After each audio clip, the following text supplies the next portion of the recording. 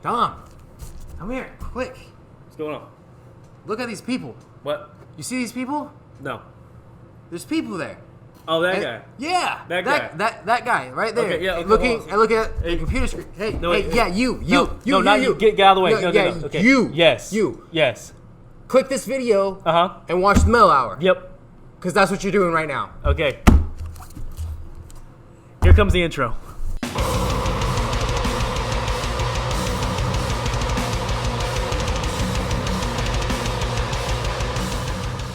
Hey, what's going on, everybody? Welcome back to the Metal Hour. As always, I am Dominic Gard, joined by...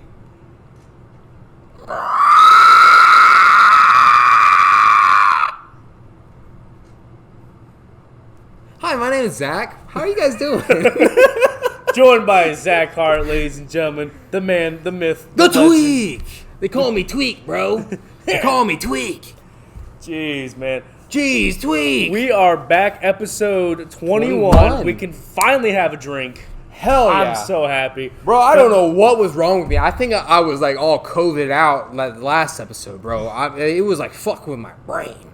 I was like scattered brain, bro. Just full disclosure, we do not have a real OnlyFans.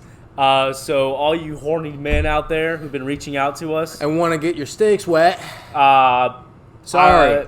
You just got to personally message me, and I'll give you Zach's stuff that he sends me. Yeah. It's good. I'm an open book. If you want to see it, bro, you can see it. I won't even charge you like some of these people. It's just you're gonna need to like zoom in.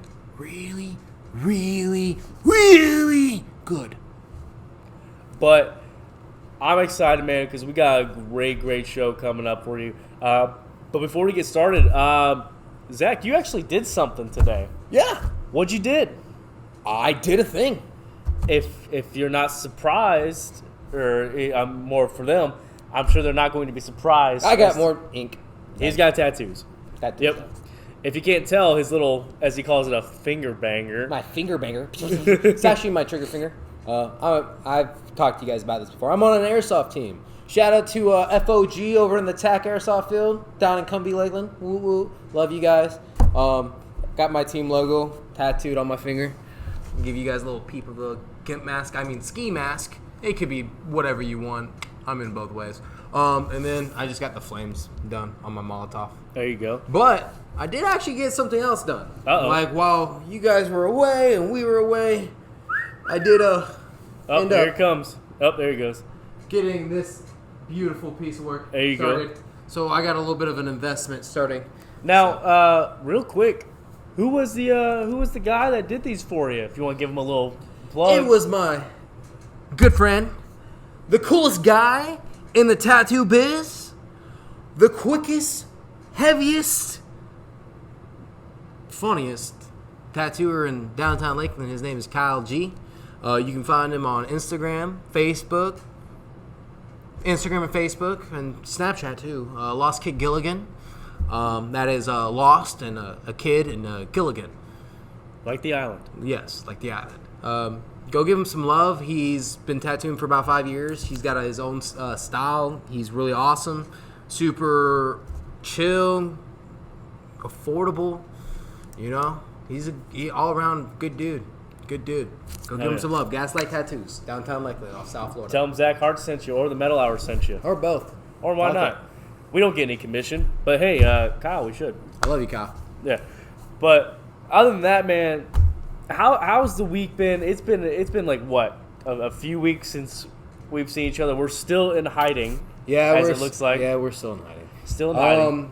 They are onto us a little bit. They've realized that we have developed the virus and that we are now basically products of genocide. Fair enough. And actually, okay, so I don't think a lot of people are really going to care about this, but I care about it because I think it's like a mini milestone. But just as of today, while we were recording this, actually before we started recording this, our Instagram at @the_metal_hour_podcast on Instagram just hit over 100 followers. We are in triple digits, baby. People are like, oh, 100 followers, okay, whatever. No, from being where we were to where we started from to now, just how far we've gone and the amazing people we've met and talked to, like It's freaking been awesome. Art Defeat, Grossig, Greystone, freaking Moxled, just the guys we talked to. Carnage House. We We got a little something special cooked up in the works for you. Can't reveal secrets, Dom. You just named the band. Yeah, we just did an interview, and Dom just ruined it by giving you guys the name of the band.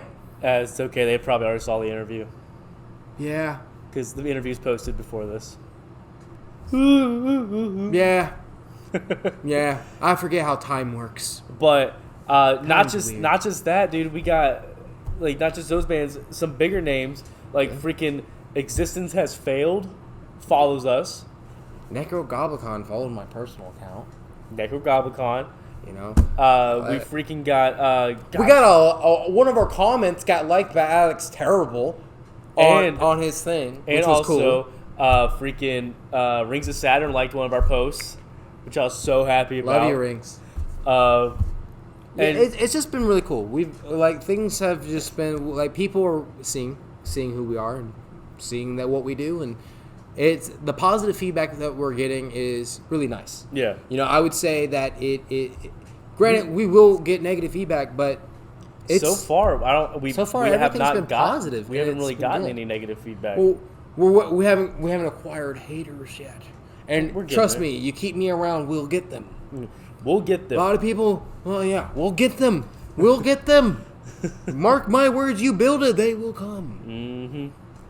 But I'm really excited today because we also kind of left them on a little bit of a cliffhanger About last episode. yeah, we did. Yeah, we did. Because we were What? doing a little different version of Sentence to the Slaughterhouse, I guess you can call it, if Yeah. you want.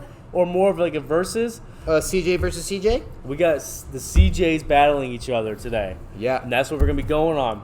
and honestly, surprisingly, talking about CJs, we actually have information about one of the CJs that was released today that shed a lot of light on some controversy and on things that were shut under the rugs. A lot of people basically took information that wasn't 100% factual and ran with it, like a lot of people like to do. And when it comes to internet things, I can honestly say that unfortunately we were one of those.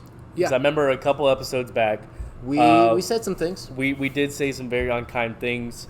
I wouldn't say they were unkind. Not unkind. I will think say for the situation at hand, they with were the appropriate. information that was presented, due to the fact that even if he had this information, if he would have came out with it sooner, it would have prevented a lot of things. I get if you are upset and you're depressed and you're dealing with things, that is a mental illness, and that is something that you have to deal with your own, and it prevents you from doing a lot of things. But if he was to have been able to come out with information that he already had sooner than what he did, it would have definitely resolved a situation quicker and less explosive as it ended up being, and Right. probably would have prevented a lot of things from happening. Exactly. But that is for a little bit. That's a topic for a little bit later on. Once we get a little bit deeper into this episode. Yeah.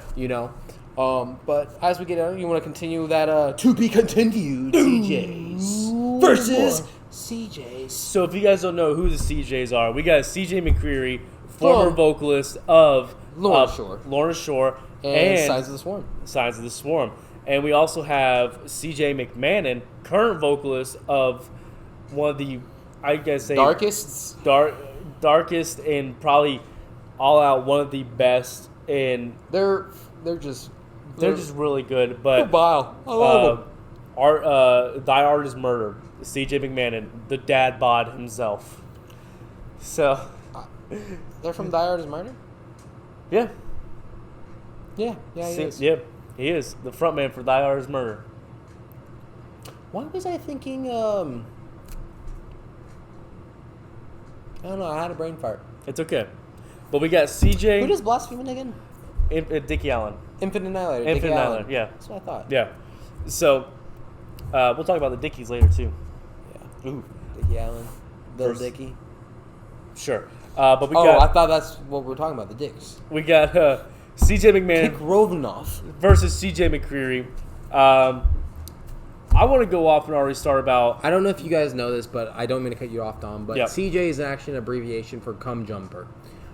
Just want to let y'all know. Fun fact: CJ is cum jumper. That's their formal first names. So Legal first names. legal first. So, yeah. But CJ versus CJ. Okay. Cum jumper versus cum jumper. There we go. But I want to go into them as a whole and as frontmen themselves. Yep. Let's put the music aside. Okay. Let's put stage presence up front. Okay. I feel as if CJ McMahon probably takes stage presence if we're talking 100%. because Hands down. because here's my thing with that. What is that piece of hair bothering you, Dom? There is a hair on the table, and okay, so CJ McMahon is by far, I think, one of the more funniest, just all out dad. He's the dad of metal, bro. He's the dad of death metal, I believe. Because I don't know if you guys ever seen the video online.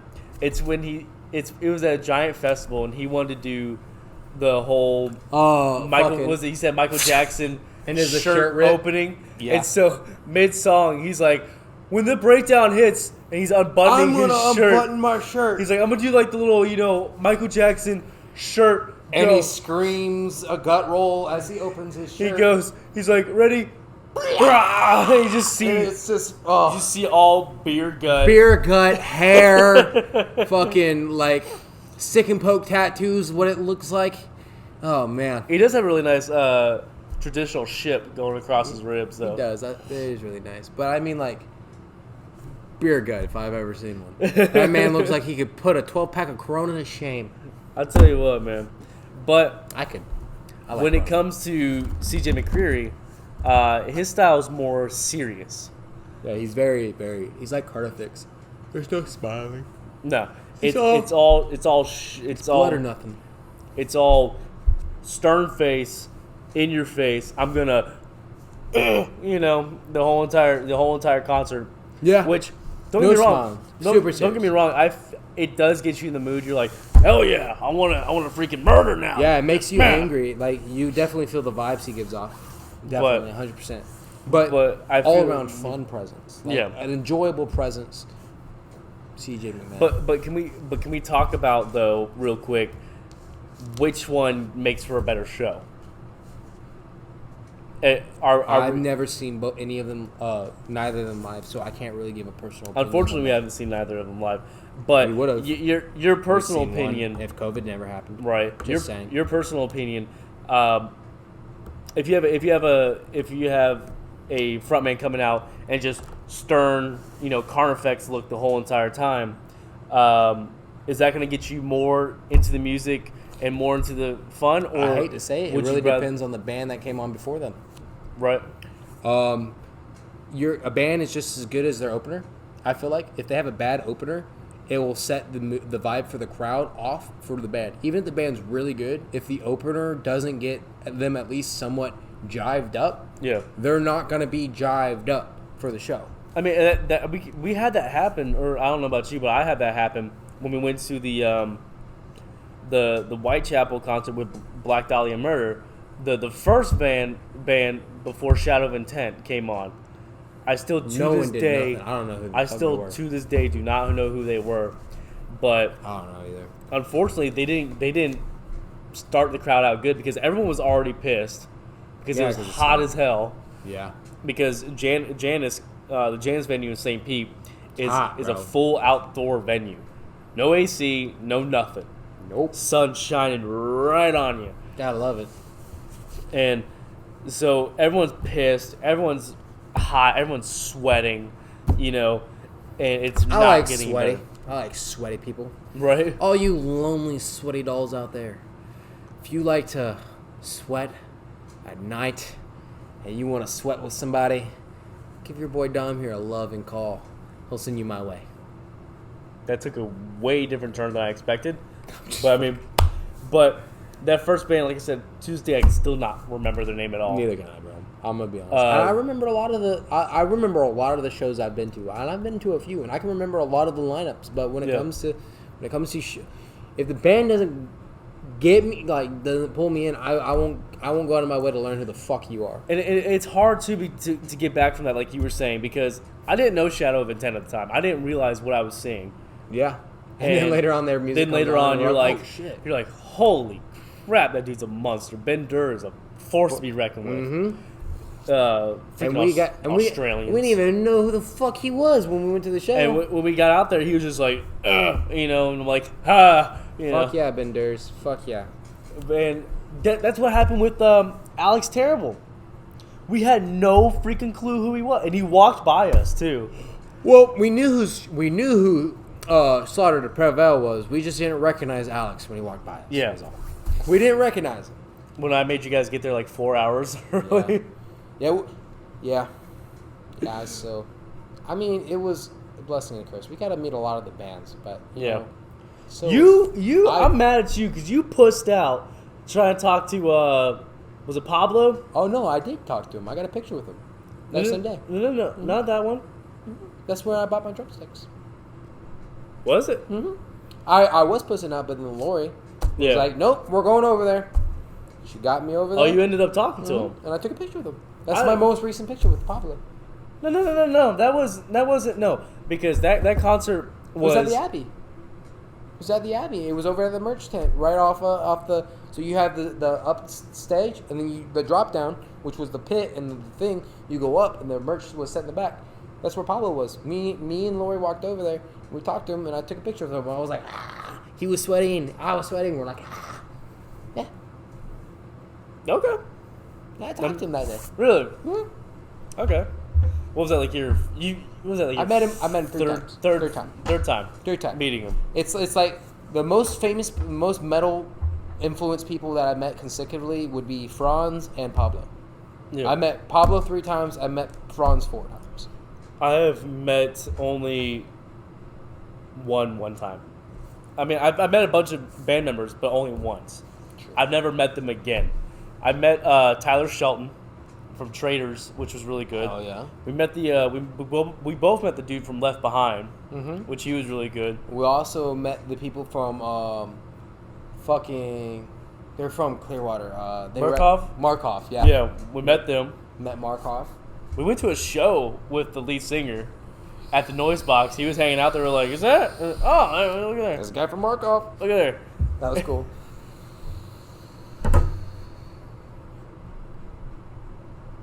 Anyway, okay. Sorry. So back to the debate that we're having now. Okay, so frontman wise, we'll be saying that CJ McMahon is taking the frontman. CJ McMahon takes frontman, but when it comes to vocals, I'm gonna give it to CJ McCurry. Interesting, but why? Dude, just don't get me wrong. CJ McMahon is good at what he does. He's a staple. He's very recognizable in regards of the way his vocal patterns and his vocal technique is. But CJ McCurry, he is everything what I just said about CJ McMahon, but he's also doing more. He also constantly diverses the vocal technique and different vocal patterns that he does to obtain a sound. You can do a whole bunch of different. You can do one technique to get a bunch of different sounds. Right. And that's what CJ McMahon does. He has a bass technique that he does, and I see him in his vocals, and he uses it and he manipulates it. Right. But CJ McCurry is doing something kind of like Alex Terrible is doing, and that is taking up a few different vocal techniques and using those different ones simultaneously and overlapping each other to make different sounds. And you can tell the difference in regards of the sound and just the way he breathes. Right. You know, and it's unique, it's powerful, and it shows a sign of diversity between the two. And I'm not saying that McMahon is not a force to be reckoned with. He definitely is. He is a beast at what he does. But McCurry is taking a step past that to try to develop it more than what is already being developed. Right. I feel like McMahon is in a comfortable state, so he's not really trying to diverse more than what he's already is. Because why do you need to fix something that isn't broken? He's Right. already successful with what he's got. Why fix it? There's no need to. Right. You know. I think That's how I feel. I get what you're getting at right there, and I have to kind of agree with you a little bit on that one, because I've definitely seen with the newer bands coming out, like Lawrence Shore. I wouldn't really call them new, but newer compared to like Carnifex and Dyer's Murder, Black Dahlia Murder, Whitechapel, stuff like that. Compared to them, they're newer. Yeah. But a bands lot of like these newer age bands that are coming out, all these like hardcore slam, like I feel like they're these aren't newer bands, but like the ones that are inspiration on the like hardcore thrash, like from Knock Loose, Spite, stuff like that. A lot of these newer like vocalists are coming out from like I say like Begotten or fucking Head High, stuff like that. Yeah. Those kind of bands.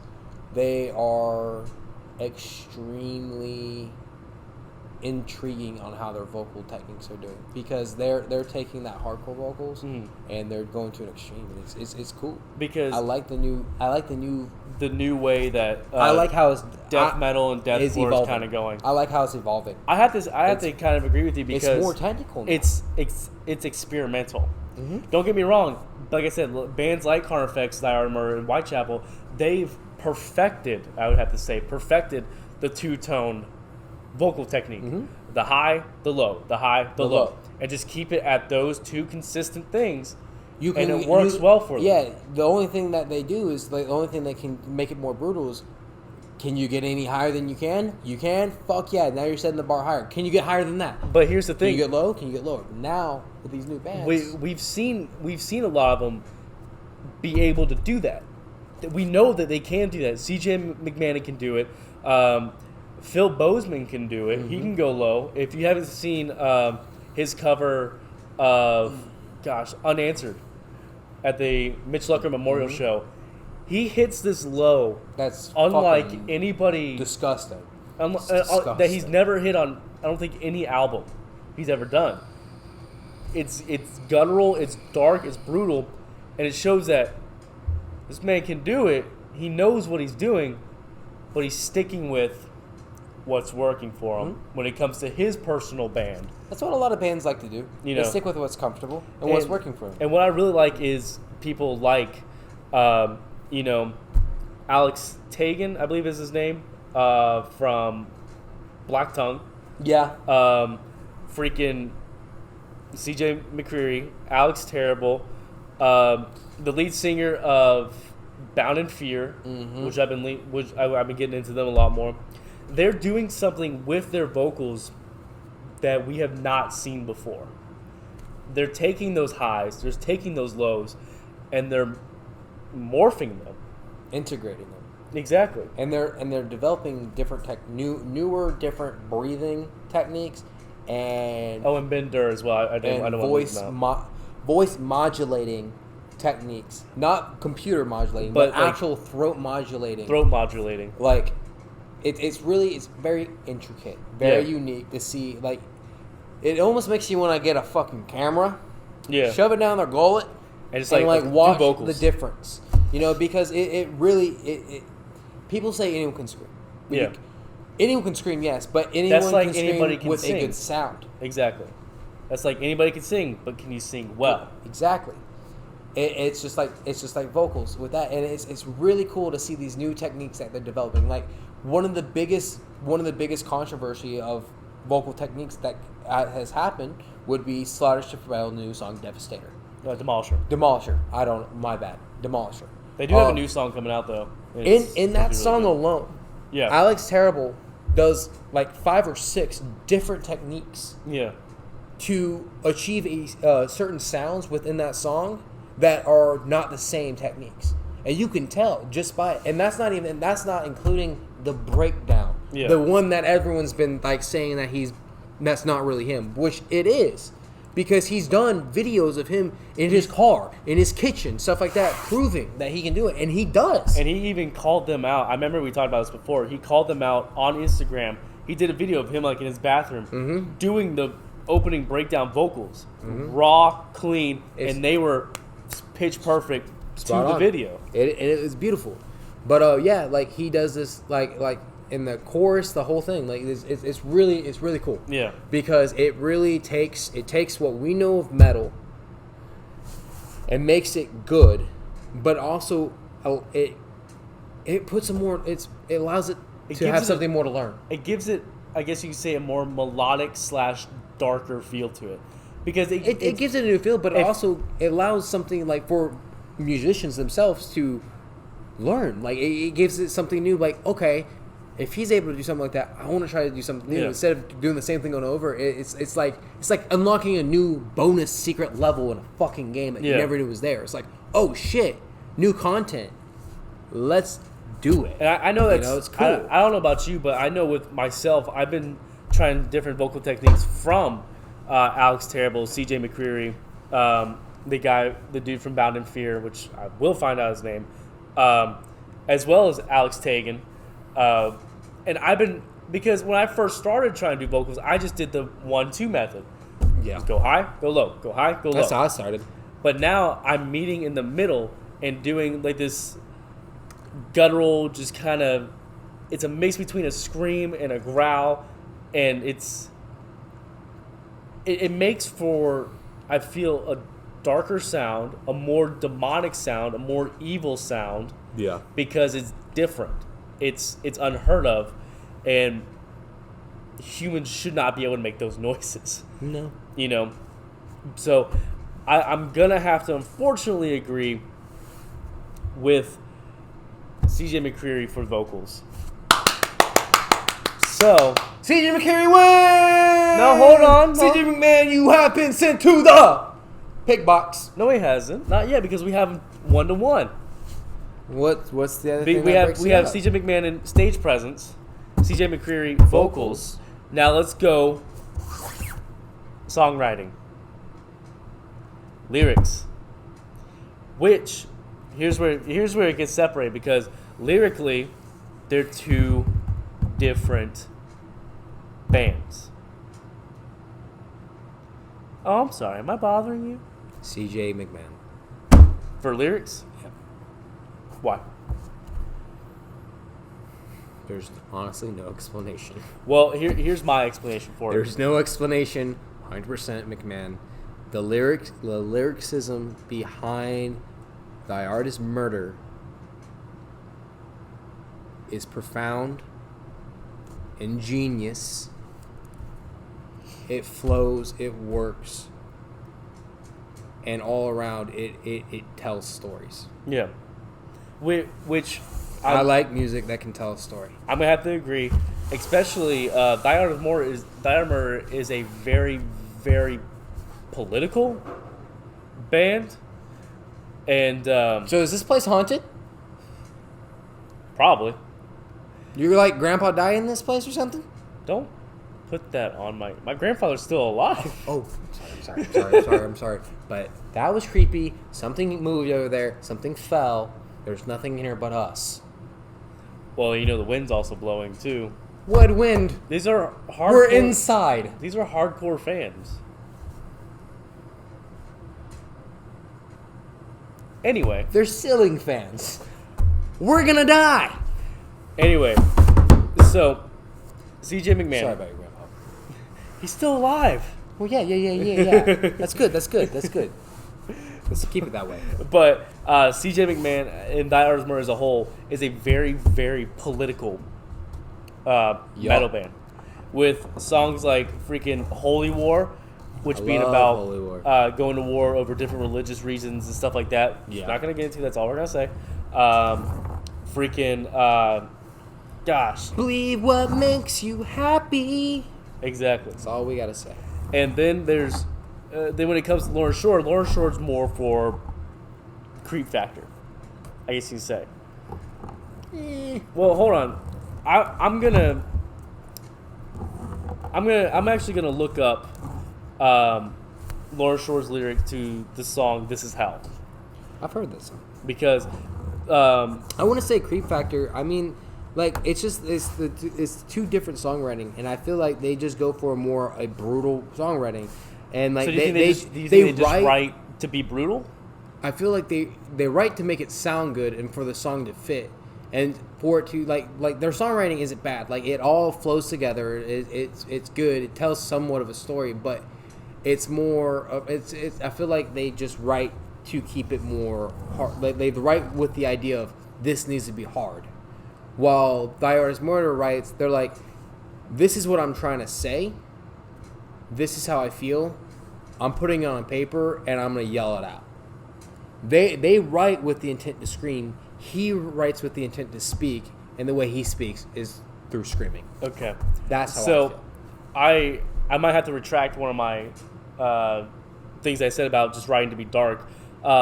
This Is Hell is actually talking about sleep paralysis, because basically what he says is paralyzed from the neck down, can't move, can't scream, can't make an effing sound.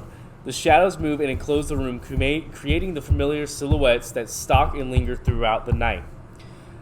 Wake up, teasing the aim to mangle your perception of reality, staring back at you, making sure you see and feel their presence. Numb from fear, they reach over and hover above to remind you of what you've always been told. You'll never get rid of them. Your life is a lost soul. Wake up. This is hell. Yeah. I'll never sleep again. I'll never be the same. I'm crawling out of my own skin. I'm drowning in pain. They watch, they wait, they accumulate incontestably through the dying light to fulfill my miserable construct every night. Or my every night. Here we go. I'm imprisoned into the shadows of a different realm, realizing that this is hell. I'm imprisoned in the shadows of a different realm. This is the darkest form of mental torture. This is hell. My body is numb. Only my eyes can move and witness the hateful energy that stares back into the depths of me. Yeah. Paralyzed paranormal paralysis preying on perception and wretchedness. Yeah. Anyway.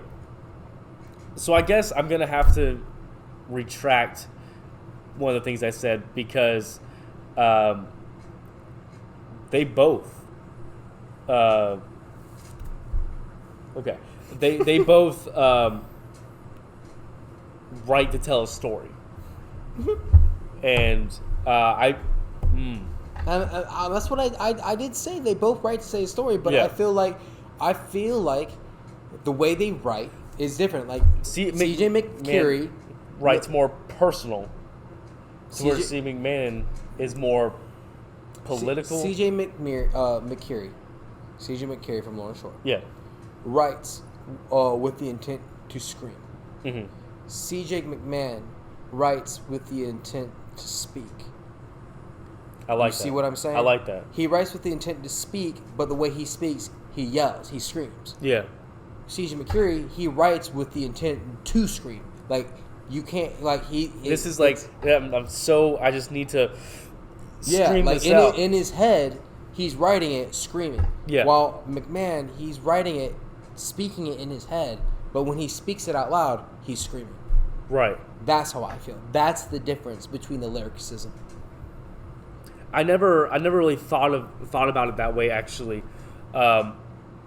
That's a pretty solid way of putting it. I like that. That's actually really, really good. Because when you think of sleep paralysis, you're stuck there, and you're paralyzed. Of course, you're angry. What do you want to do? You want to freaking scream. You want to yell. You want to call out, but you can't move. You can't do anything. All you can do is just sit back and watch and wait and see what happens. And it's never anything good. Yeah. To where McMahon is more, you're right, to tell a story, to say, hey, here's some problems. Here's what's going on. Wake up. We need to fix this. What are we going to do about it? Yeah. So that's a tough one, but actually. That being said, though, I'm still going to have to give it to C.J. McCurry. McMahon. McMahon. Okay. McMahon. Sorry. Okay. CJ's confusions. McMahon. I'm going to have to give it to him. See, now I'm kind of torn because of what you said. Because I really like the lyricism of This Is Hell, and that's just one song. That's just one of their songs. They got a lot So of I good so I ones. shouldn't base it off that one song, but that was kind of like a story. It was kind of poetic in a very dark way, and Kind of like his ex-girlfriends. we'll get into that. I think I'm gonna have to go with my gut, and I'm gonna have to go with my initial first feeling. But I'm gonna have to go give it to McMahon. So I feel like CJ McMahon versus CJ McCreery, McMahon takes the cake Sorry, for McCreery. being a frontman and a storyteller. And yeah, you're writing. So that being said, CJ, we're gonna send you to slaughterhouse, bro. You're going with the piggy box. It's gonna be tough, but it does not mean we don't. He's been there before. Ooh. But I think a lot of people should really take a lot more time to do exactly what I did, because Really read the lyrics. reading the lyrics, because yeah, I'm not gonna be honest with you. Can you understand every single thing they say? Nah. And this is hell, That's why I love Chelsea Grin so much. right? And this is hell. If you listen to the song, it's start to finish. He's going off. He barely takes a breath. Yeah. It's start to finish. He's just blasting through, and a really amazing breakdown at the end, by the way. And Laura Shore, I think, are one of the best breakdown artists there is, next to Star Prevail. But Yeah. anyway, take time to actually read the lyrics. Take time with the wounded hand, 'cause he likes to heal. And so, I said, take time with a wounded hand, 'cause he likes to kill, he likes to steal. I'm half the man I used to be. I'm feeling like a dog, 'cause I'm half the man I used to be. Half the man I used to be. anyway, Sorry. so You don't like the mid tracks? Mid tracks are where it's at, yo. We're midway in our episode. Mid tracks. but giving it to both of them. CJ McMahon takes the cake. CJ McCreery is still phenomenal, a phenomenal frontman and a phenomenal writer. But like I said, it takes time to look into the lyrics, realize what they're actually trying to say, because through all the gutturals, through all the chugging, everything, there's a story there. And is it always going to be like a good uplifting story? No. No. Is it always going to be? But is it always going to be a super brutal, in-your-face, gory, bloody story? Yes. No, not always. This isn't Cannibal Corpse, you know. Hey, they don't only write about that. So Get your facts straight. it's George Floyd George Corpse Grinder. George Fisher. It was an F. So, but Whoops. I meant to say George Fisher. Speaking of CJ McMahon, CJ McCreery. We're getting all the names messed up. Yeah, we are. It's Mix, the McMahon and McCreery. McMahon, But he Nickelodeon, the McUltra. we teased this in the beginning of the episode. Some new information that came out to us. We're getting into this one. From a couple days ago, actually, that CJ McCreery. I'm just gonna go back to CJ. When I say CJ, it's CJ from Laura Shore. Okay, so that's who we're talking about. So we're talking about ex-formal frontman singer of Lorna Shore. Yeah. A couple episodes back, we talked about some controversy and some things that came up under his name that led to his... About 6 months ago. It'd probably be about 6 months ago. I think you're right. 6 months ago. That led to his departure from Lorna Shore on the heels of an album release, a brand new album release, which that album is heavy. It is brutal. It is amazing. It's super, super well done. Go give it some love. But there were different emails and text messages and an ex-girlfriend of his came out and said that he had did very inappropriate, unconsensual things towards her and Like sent tied her up in her Yeah. mom's bathroom and did a lot of defiling, violating things. Yeah. Just like a lot of fucked up shit, honestly, and that no person should ever do. She went all over Instagram, Facebook, Twitter, whichever one it was, And wrote all these posts, sent in Ruin the dude's a bunch reputation.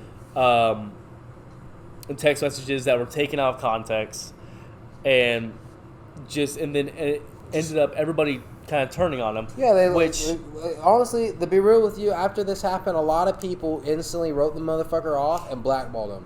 And I hate to say it, I kind of was one of them. And I feel bad about it, but I'll be the first one to admit that I made a poor judgment off of one side of the story. And this is where what I was saying earlier, with the information that he had at hand and present, if he would have.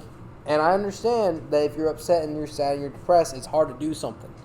But if you, with this information that he had, that he's now come out with, if it was to come out 3 months, 4 months, even 5 months sooner, Yeah, a lot of this would probably be water on the bridge, null and void, and would have been defused, because a lot of the information that a lot of the stuff that he has come out with really shows the other side of the the story. other side and the true mental illnesses within both parties. Yeah, I'm not saying he's 100%. He's not 100% okay. He's not. He's not We're 100% human. in the wrong, But a lot of nor the in the right. allegations and a lot of the things that she was saying that ruined the motherfucker's reputation was false. We're wrong. Were wrong. And a lot of things that were allegated towards him were wrong. And if he would have came out with it sooner, it would have prevented a lot of things. And It I hate probably to would say have helped it. him out, yeah. I mean, granted,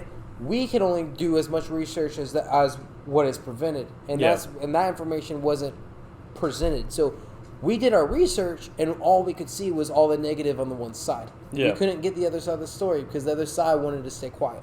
Granted, that's their own personal reason, but if that's their choice, that's it's their choice. it's their choice. But needless to say, the information he had really defunct a lot of things. If you guys haven't seen it, he has his own personal channel on YouTube, CJ McCreary, just that name, and he We'll has put a a link in the description. Yeah, we'll throw a link down there. He came out with a 30-minute long video, Apologize. pretty much not so much apologizing as it is A statement. giving his side, Yeah. his side of the story. With a lot of fucking information. An Lot insane of- amount of information. Yeah, and when I say information, I'm talking about like evidence, like facts information. that she was Lots of screenshots of text messages, Yes. emails, a lot of back and forth conversations between both parties. Both parties. And the thing is, too, he even came out and stated that the girl herself, I believe her name was Nicole, was an ex of his that he's had, problems with in the past. They've been off and on for about 6 years, he said. Yeah, and so he flat out told her eventually, like, hey, look, I don't want anything. I don't want nothing to do with you. I'm not looking for anything. I don't want a relationship. I don't want anything more than that. And she goes off and basically threatens him and says, you are everything to me. You guys ever have like a fucking wart that grows on your finger or your hand or something, and you freeze it off, and then like a few months later it comes back. It's a different spot maybe, but it comes back. And you get rid of it, it comes back, and get rid of it, it comes back. It's kind of like a fungus or a irritation. Essentially, is what I hate to say it. What she was, over possessive, obsessive type of person. She was almost one of those radical crazy fans. If you read these text messages, and I'm not saying she's a bad person, but you can tell that there was an unhealthy obsession with this individual to the point where it would cause physical harm when she was separated from this individual. Yeah. Because she was so addicted to this person that she was literally having like withdrawals, like Yeah, what a dope head would. He was like a drug to her. He was a drug to her. That's what it was. But that's the thing too. He didn't want to be. He And did he everything in his tried. power.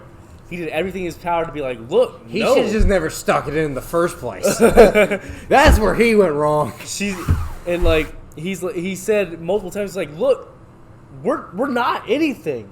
It's like, I don't want a relationship. And she's like, no, I get it. You're on the road. You're with your band. I don't care about that. I don't care about your band. I don't care about whatever. I care about you. Really crazy, Yeah. red flaggy stuff, you know.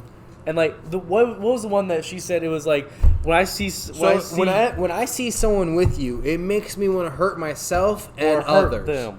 It makes me want to hurt myself and others. Basically, and quote what if she said in the text anybody message. else is around you that's not me, I'm either going to cause physical harm to me or that person you're next to. Yeah, essentially is what. Which the that's text message. possessive.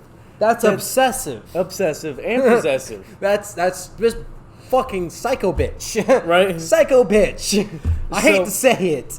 Bitch is crazy. I mean, and we unfortunately didn't get through the whole entire video, but we got through a pretty good portion of it. yeah, enough. And I mean, am I saying that he's 100% clean and 100% in the right? No. I think with an issue like this, it's a Delicate situation. it's also based on two parties. Mhm. It's not always. I'm not saying it's never. It's not always just one-sided. There's two driving forces that end up in this situation. yeah. You know, but unfortunately, it seems like he got, lack of a better word, the shit end of the stick in this because she goes and gaslights him and says, "Well, he did this inappropriate thing to me. He, touched me inappropriately. He did Ruins this his nasty to me." reputation. Ruins his, reputation. It not only affected his professional life, but it His affected personal his life. personal life. Because and he- everyone involved He in his even personal stated, life. he's like, people are going after my family now. People are going after my friends. Like, why do you associate with him? Your son, your nephew, your whatever Yeah. is a horrible, disgusting human being Yeah. because of what this woman said. And that shows you how powerful it is when people take the small information that they have off the internet and run with it. Yeah. And this is now taking this what we're talking about and bringing up a topic that is serious.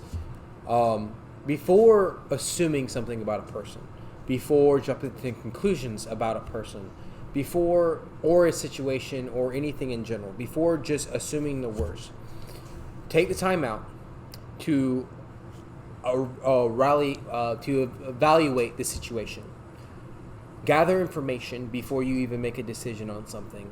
And before you speak, make sure that what you're speaking on is factual, because words are powerful and you can honestly do a lot of harm to someone's reputation. And though a reputation doesn't sound like it's much because you can't physically hold it, a person's reputation is a lot of things. And when a reputation is destroyed, it takes a lot to build one back. So take the time out before you speak, think, gather facts before you say something, because that one thing that you could say could ultimately ruin someone's life or ultimately end someone's life. Right. And it goes to hand in hand. I know with friends and family, usually if someone says, "Oh, this person did X, Y, and Z to me," you're gonna be like, "They did what?" But Oh, wring their neck, yeah, brother. But sometimes you gotta sit back and be like, okay, hold on, He did what now? What was the context? what's what this? happened? What's this? What What's led that? up to this? And That's what I do all the time. And before you go and attack and go after that said person, you'd be like, "Hey, what's your side of the story? What happened?" So I can assess the situation, see where the issue is, and make judgment from there when you hear both parties. Because if you go off one party, no matter how much you love that person or know that person, I have friends that will twist things. They will. That's why I gotta take some of the things they say with a grain.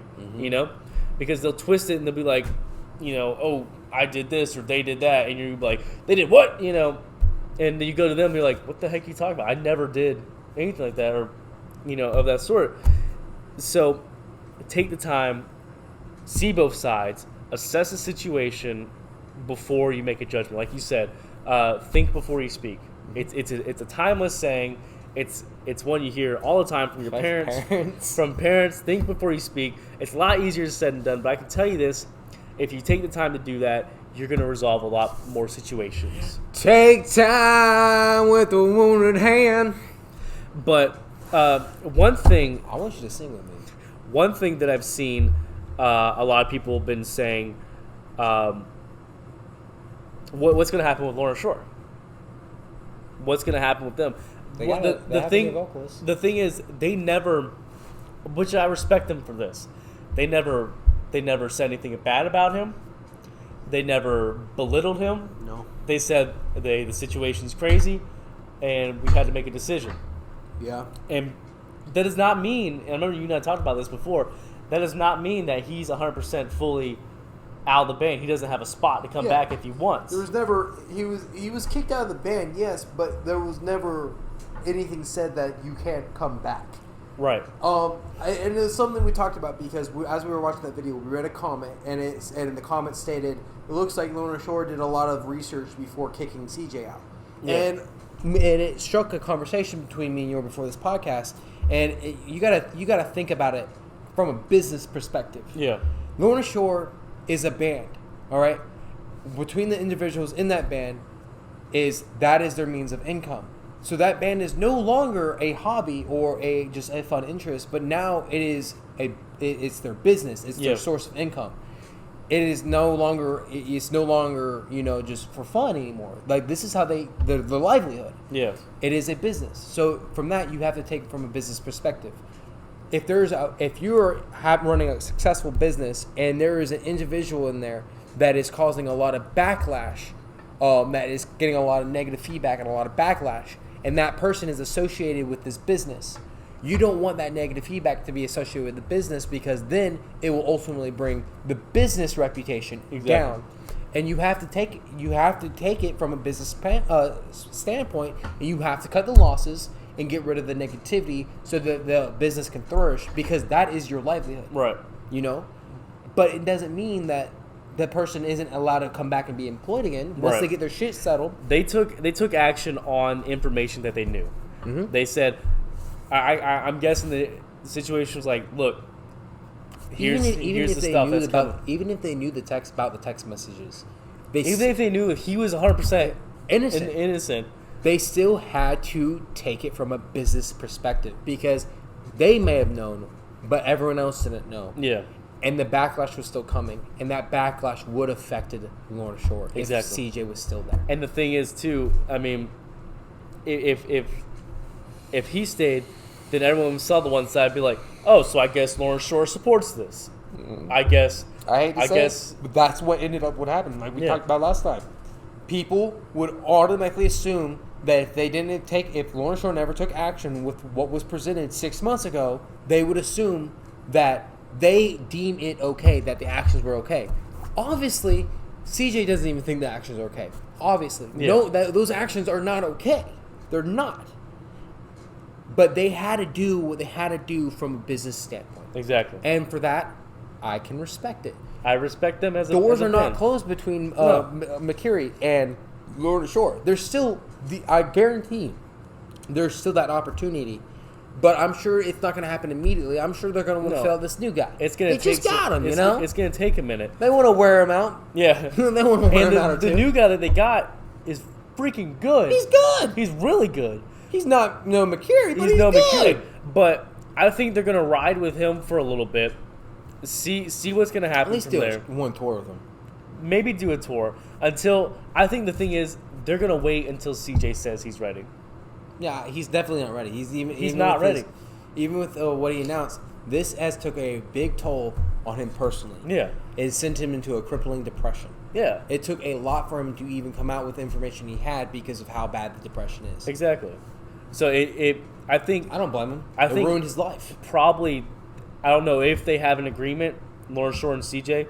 Like, CJ, take your time. 2 vocalists. You can't go wrong with that. Come on. CJ, take all the time you need. We're gonna hang out with this new guy until you're ready. I'm cool with that. Until you say, okay, I want to get back in the booth. Let's record. Let's make something great. And I still applaud Lorna Shore too for releasing the album when they did, because how they released it. Yeah, because a lot of people were asking, well, what are you going to do with the album? They're like, it's still coming. They're like, look, it's done. The situation is not a good situation, but we made this album. It's finished. It's 100% done. It's great, and it's a business too. It's their business. If they didn't release it, they wouldn't make no money. They wouldn't have got any money off of it. And can we talk about the album? Is amazing. It's a hard hitting, strong, just all around beautiful album. Really well done. Amazing songs on there. And I'm proud that I don't think they could have handled it any better. I don't think so either. I think they did the right thing. They did the respectful thing. And I honestly can't wait to see what comes from this and what new comes out of this whole situation. Yeah. I think once he's good and ready, we're going to see even more harder stuff. We're going to see more heavy stuff. We're going to see a CJ McCreery in his prime tearing down walls and making way for a new age of deathcore. Hopefully. Fingers crossed, man. So I'm about it. With that being said, man, first off, get both sides. Don't just assume. And we want to thank you guys. We're probably gonna leave on that one. Yeah, I do just got one thing I want to say. I got a little new blood for y'all. It's a band that I just discovered. You guys probably might already know who they are. Dom kind of knew who they were when I told him about them. But it's a band called Spirit Box. It's a new age metalcore band, but with a female vocalist, and her name's Courtney. Mm-hmm. And shit slaps, yo. Like, it's hard. She gets brutal. She has a beautiful, clean singing voice all around. It's a good band. So go give them some love. Let them know the Metal Hour sent you. The band's called Spirit Box. You can find them on Spotify, Instagram, YouTube, all that good shit. And check them out. A little teaser for our next episode, since we did the Battle of the CJs. Why don't we find out who the baddest and most brutal woman in metal is? We're gonna have to do a lot of research on this because there's some brutal women out there who can hang with the big boys. Mm-hmm. So we're gonna leave you guys in that teaser. Who do you think is the baddest woman in metal? And CJ versus CJ, who do you think takes the cake? Obviously, Dolly Parton. Hell yeah. And CJ big old bitches. And CJ versus CJ, let us know what you think. As always, ladies, thank you guys for checking us out. We just hit, like I said, I'm so happy about this. Over 100 followers on Instagram. Let's keep it going. We want 101 more. We want 1 million more. We want everybody. I want more followers than Dwayne The Rock Johnson. Yes, that's their goal. If we get more followers than Dwayne The Rock Johnson, he is the number one person on Instagram as a we will right now. Release our OnlyFans. If we can a get real OnlyFans. Yeah, we'll do some gay shit. Fuck it. How many does he have? He's over like 300, 400 million. Okay, yeah, we're good. All right. So like he's like the number one on Instagram as of right now. All right. So, but if we hit over Dwayne The Rock Johnson, Dwayne The Cock Johnson, bro, we are releasing our OnlyFans. We're releasing our OnlyFans. He sings like a fucking rockin' chode, bro. But it's chiseled. Hey, follow us on OnlyFans, but also follow us on YouTube, of course, right down here. Instagram at the Metal Hour _podcast. Facebook at the Metal Hour Podcast. Email us at the Metal Hour Podcast. And that's the Metal all Hour. The Metal Hour 1. Oh my gosh, I suck. Email is the Metal Hour 1. That's the number 1 at gmail.com. Got it. Is that everything? I think I get everything. And that's it. Follow Lost Kid Gilligan, Zach's tattoo artist. Lost Kid Gilligan on Instagram. Follow me on Instagram at Volt Sound. Follow me on Instagram at the Metal Hour _ We already podcast. just said that. So, anyways, that being said, as always, I am Dominic Gard. I'm Zach Hart. And stay metal out there. Stay metal. Peace.